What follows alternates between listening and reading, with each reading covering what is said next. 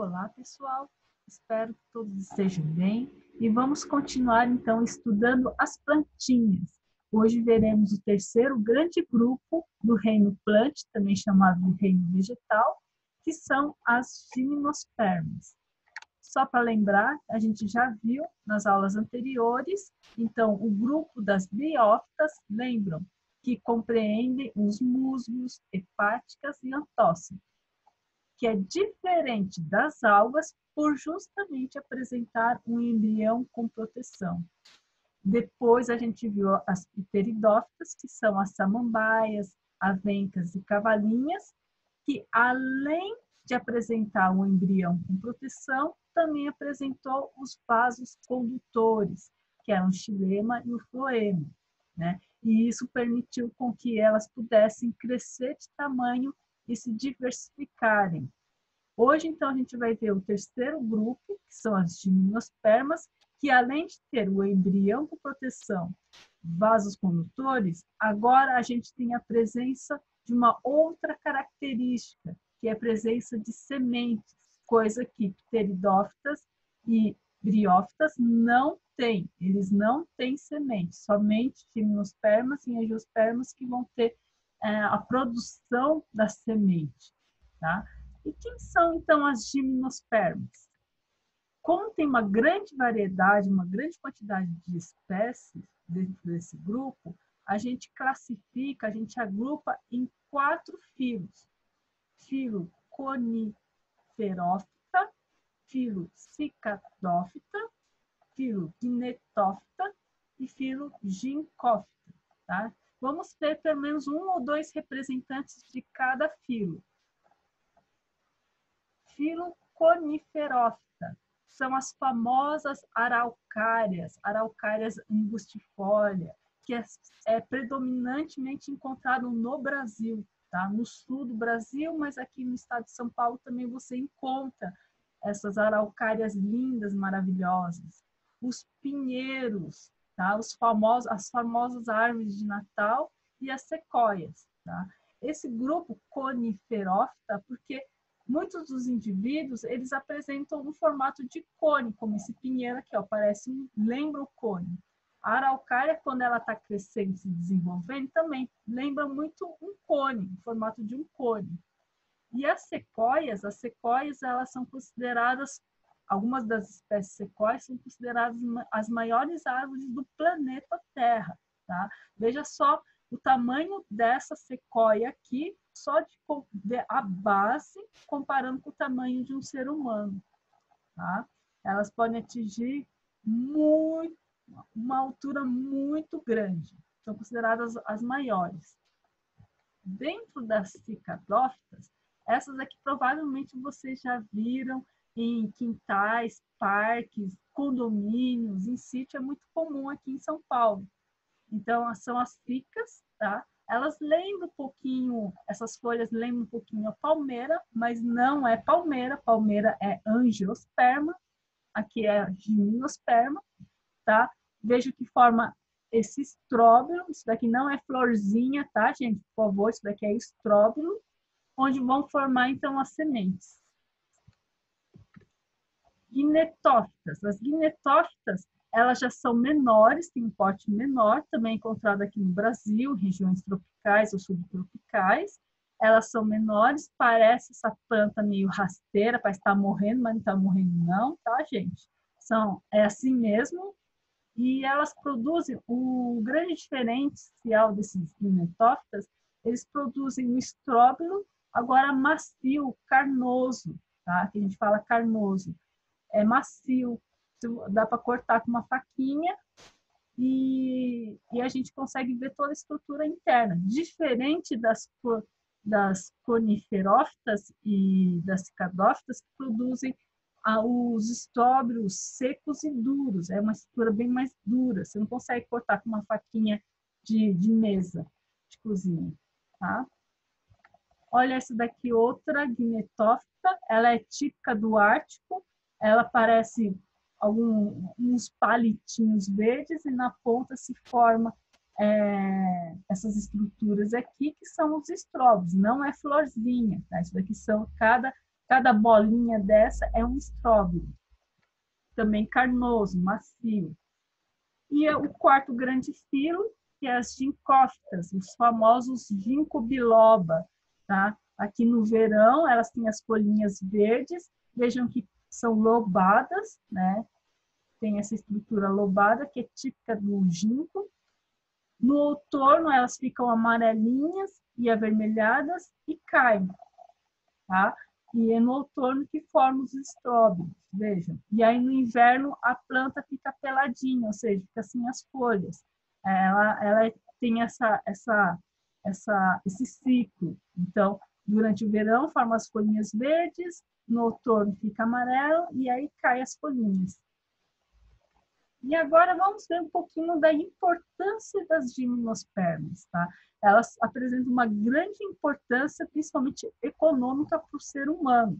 Mas não só para o ser humano, ela apresenta uma grande importância também para a fauna, tá? Ela fornece sementes que alimentam os animais e também o ser humano, né? Muito delicioso esses pinhões cozidos na panela de pressão com um pouquinho de sal, né? Muito comercializado e também serve de alimento para os animais da região.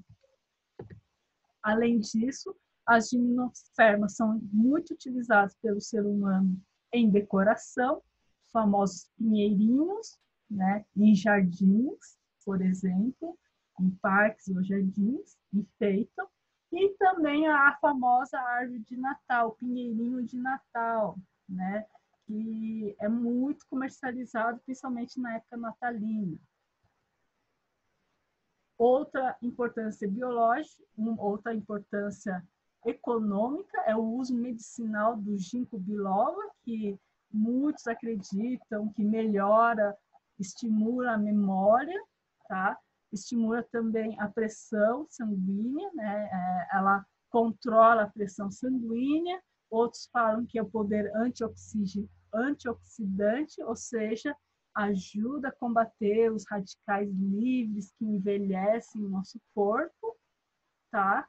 E fora que também muitas espécies das coniferófitas, elas são utilizadas também para a construção de móveis de madeira, tá? Fora também que muitas das gimnospermas, né, são utilizadas em decorações, objetos de decoração natalina, principalmente. Essas pinhas secas aqui, ó, nada mais é que os estróbilos, tá? São os estróbilos dos pinheiros que produzem e caem depois que, né, seca.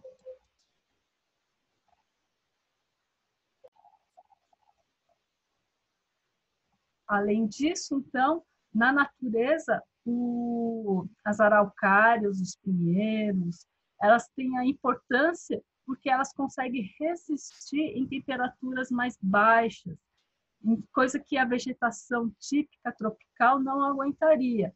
E elas fornecem, então, proteção para o solo, proteção contra quê? Chuvas fortes, ventos não causarem a erosão do solo e também fornece sementes e abrigo para os animais da região, tá? Agora vamos ver um pouquinho das principais características que as gimnospermas apresentam. Então, como eu já falei, esse grupo apresenta vasos, né, vasos condutores, então por isso são chamados de vasculares, porque tem xilema e floema, lembrando que essa característica também era encontrada nas pteridófitas, e graças a essa característica permitiu que o porte delas pudesse ser de média a grande ou até gigante, tá bom? Lembrando que um outro termo que pode vir cair em vestibulares para vasculares são traqueófitas, tá bom? Mas, diferentemente das briófitas e pteridófitas, agora uma característica que é exclusiva desse grupo é que elas não dependem mais de água para reprodução. Lembram, briófitas e pteridófitas precisavam das gotas de chuva para poder com que os gametas masculinos fecundassem feminino. Agora não precisa mais. Elas se tornaram independentes de água para a reprodução, tá bom? E graças também à presença de semente, a gente pode separar esse grupo dos demais, presença de semente. Os outros grupos, biófitas e pteridófitas, não tinham a presença de sementes. Habitat. Habitat, então, como eu falei, são típicos de clima temperado e frio. No Brasil, eles se encontram predominantemente no bioma de mata de araucária, por isso que tem esse termo, esse nome, araucária, porque tem grande quantidade de araucárias, tá? Mas as araucárias, aquela árvore, também é encontrada muito aqui no estado de São Paulo, um pouquinho no sul de Minas, tá? Não sei se vocês já foram para Campos do Jordão, lá vocês vão encontrar muitas araucárias também, é típico da região mais fria, tá? Clima temperado para frio. Outra grande característica, então, presente nas gimnospermas, que não está presente nos outros grupos que vimos, é a presença de estróbilo. O estróbilo, que são as pinhas, é o órgão reprodutor, sendo que existe o estróbilo masculino, que a gente chama de microestróbilo, e um estróbilo feminino, que a gente chama de megaestróbilo. Vejam por que esses nomes, né? Micro e mega? Porque o micro, ele é menor, ele é mais fininho, tá? E o mega porque ele é maior, ele é mais redondinho. Então, a diferença entre o estróbilo masculino e feminino, ele é visível. Você bate o olho na planta, facilmente você reconhece. Ah, esse daqui é o órgão masculino e esse é o órgão feminino, porque tem uma diferença. E essa diferença na estrutura entre o masculino e o feminino, a gente chama de dimorfismo sexual. Ou seja, quando a gente consegue reconhecer facilmente o órgão masculino do feminino, tá? Podendo ser que o estróbilo masculino e feminino podem ser encontrados na mesma árvore, tá? Ou em árvores diferentes, tá? Isso depende de cada espécie. A estrutura geral básica das gimnospermas tem raiz verdadeira, caule e folha. Além disso, então, o estróbilo, que são o órgão reprodutor, que são as pinhas, tá? São as pinhas. Aqui é uma foto de uma pinha bem bonitinha, tá? Vejam que pode formar várias pinhas no mesmo galho, tá? Um galho pode portar, então, os estróbilos masculinos ou os estróbilos femininos.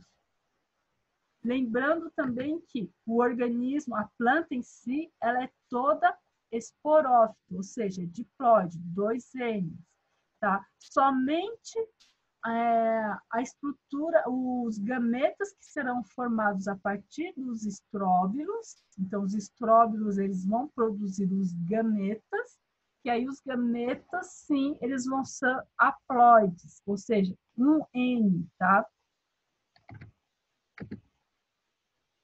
Lembrando, então, que a fase duradoura é o esporófito, que é o organismo diploide 2N, ou seja, a planta, a árvore em si, ela é diploide, é o esporófito, mas elas apresentam também alternância de gerações. Tem a fase gametófito, só que ela é curtinha, que é justamente a parte do gameta, tá? E quem são os gametófitos masculinos? É o grão de pólen, tá? O grão de pólen é o gametófito masculino, enquanto que o gametófito feminino é chamado de saco embrionário. A partir do grão de pólen é formado, então, o gameta masculino. E a partir do saco embrionário é formado o gameta feminino, tá? Lembrando que todos os representantes desse grupo, das gimnospermas, eles fazem fotossíntese e são considerados autotróficos. Então, agora, já quase para finalizar a aula, vamos ver a reprodução, tá? Do tipo sexuada, das araucárias, principalmente, porque é o que mais se cobra em vestibulares, tá? A reprodução, então, é sexuada, o gameta masculino recebe o nome de núcleo espermático, então esse sim é o gameta masculino, enquanto que o gameta feminino é a oosfera. A união do núcleo espermático, que é N, haploide, com o gameta feminino, oosfera, que também é haploide, então N mais N formam um zigoto que é 2N. Esse zigoto aqui vai dar origem, então, à planta, a nova planta, o novo indivíduo, que vai ser diploide, que é o esporófito. Então, vamos começar com o ciclo de vida sexuada da araucária. A araucária, ela tem a árvore macho e tem a árvore fêmea, tá? Os sexos são separados. Quando é o sexo separado, a gente geralmente chama que é dioica, tá? Planta dioica. Então, a araucária macho, ela vai produzir o pônei ou estróbilo masculino, que pode ver que é fininho. Enquanto que a araucária fêmea vai produzir o estróbilo feminino, tá? Que é um mega estróbilo. A partir desses estróbilos, então, serão formados os gametas masculino ou gameta feminino, tá? O gameta masculino, então, vai ser os grãos de pólen, vão ser gerados a partir do grão de pólen, tá? Enquanto que o estróbilo feminino vai formar a estrutura da oosfera, tá? A oosfera, que aqui é o saco embrionário, e a oosfera está sendo representada aqui em roxinho, tá? O grão de pólen, então, ele consegue voar até o estróbilo feminino. Veja que essa é a grande diferença entre briófitas e pteridófitas. Nos primeiros grupos que a gente viu, a gente precisava da água para ocorrer a fecundação. Agora não. O vento, ele pode realizar a fecundação. Então, o grão de pólen voa até o estróbilo feminino e quando ele chega no estróbilo feminino, veja que o grão de pólen, ele forma esse tubo aqui, ó, esse tubo verde comprido aqui. Esse tubo tem um nome, é o tubo polínico, porque ele vai polinizar o gameta feminino, tá? Aí ele vai literalmente crescer esse tubo e penetrar, então, no saco embrionário. Quando ele penetra no saco embrionário feminino, aí ele consegue fazer com que o gameta, o núcleo espermático, alcance a oosfera. E quando alcança a oosfera, ocorre a fecundação. A fecundação, então, leva à formação do zigoto, que é diploide, lembra? A união de dois gametas haploides forma um zigoto diploide. E aí, a partir disso, mais toda a estrutura do saco embrionário feminino vai levar à formação da semente, tá?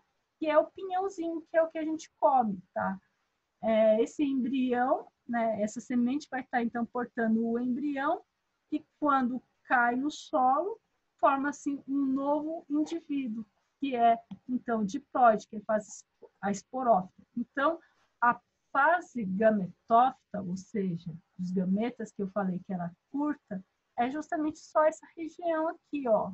É só esse trechinho aqui do ciclo de vida, tá? Enquanto que todo o resto é a fase esporófita. Por isso que a gente fala que ela é duradoura, né? Ela permanece muito mais tempo. Bom, espero que tenham gostado da aula de hoje. Até a próxima, quando for falar do grupo das angiospermas agora. O último grupo será as angiospermas. Tchau!